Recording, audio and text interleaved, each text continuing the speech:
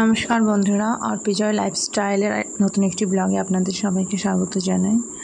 তো আজকে বৃহস্পতিবার সকালবেলায় মন্দিরে গিয়েছিলাম। তো তারপর দেখলাম যে ছেলে, শ্বশুর, শাশুড়ি সবাই মন্দিরে বসে আছে, ঠাকুরকে প্রণাম করে তারপর যথারীতি ছেলের বায়না পূরণ করছেন।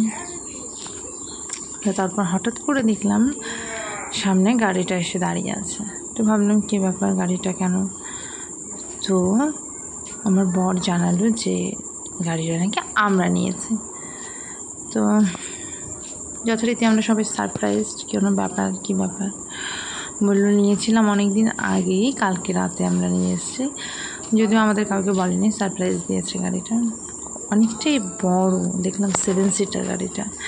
যেহেতু আমরা অনেক মানুষ, এই জন্য ফ্যামিলিতে বড় গাড়ি না নিলেও হবে না, তা দেখছি বুদ্ধি করে বড় গাড়িটাই নিয়েছে, 7 সিটার। এটা হচ্ছে কিয়া কারেন্সের গাড়িটা। তো ভালো হয়েছে, ফ্যামিলিতে একটা গাড়ি না হলে নয়, যেহেতু অনেক মানুষ একসঙ্গে বেরোতে হয়। সেই ওনারে রাত্রেবেলা একটু পার্টি। তো নিজে হাতে আজকে 10 জন মানুষের পোলাও করেছি, বাসন্তী পোলাও। তো বানিয়েছি এর আগে আমি বাসন্তী পোলাও, তো আমি আজকে আবারও করেছি। অনেকটাই ঝরঝরে হয়েছে আগের থেকে। আমি আগে যেগুলো বানাতাম খুবই আর কি ঝরঝরে একটু কম হতো, ঘাটাঘাটাটাই বেশি হতো। তো আজকে ঝরঝরেটা বেশি হয়েছে। আর তার সঙ্গে ছিল সাথে লাল লাল চিকেন কষা আর বাসন্তী পোলাও। তো এই মুরগিটা দেশি মুরগি থেকে যে বড় হয় যে মুরগিগুলো, সেই মুরগিগুলো রান্না হয়েছে, সাথে বাসন্তী পোলাও। কম্বিনেশনটা দেখেই এখন মুখে জল চলে আসছে। তো মাংসটার কালারটাও সুন্দর হয়েছে।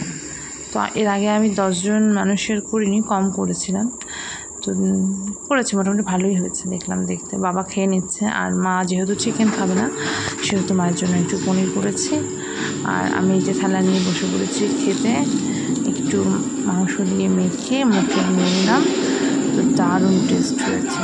তোমরা যদি চাও তো আমি তোমাদের মাংস আর পোলাও রেসিপিটা পরে পাঠিয়ে দেবো। তো আজকে এখানেই শেষ করছি ব্লগটা। সবাই ভালো থাকবেন, সুস্থ থাকবেন। যদি ভালো লেগে থাকে আমার ব্লগটা, তাহলে সবাই অবশ্যই like, comment, share and subscribe করে দেবেন। আশা করি সবাই ভালো থাকবেন।